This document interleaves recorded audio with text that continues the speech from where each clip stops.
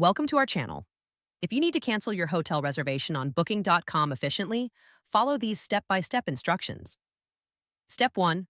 Open your web browser and navigate to the Booking.com homepage at Booking.com. Click the Sign In button located in the upper right corner. Step 2. Enter your email address and password to log into your Booking.com account and access your reservations. Step 3. Click on your account name or profile icon, then select Bookings from the drop-down menu to view your upcoming and past reservations. Step 4. Locate the hotel reservation you wish to cancel from your list of bookings and click on it to view the full details. Step 5.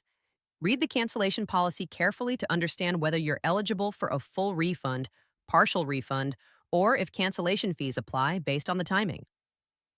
Step 6. Click the Cancel Booking button, which is usually found at the bottom of your reservation details page. Step 7.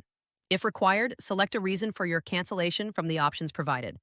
Review the cancellation terms once more before proceeding. Step 8. Click Confirm Cancellation to finalize the process. You'll receive an email confirmation of your cancellation. Save this email for your records and any potential refund tracking. Don't forget to like this video and subscribe to our channel.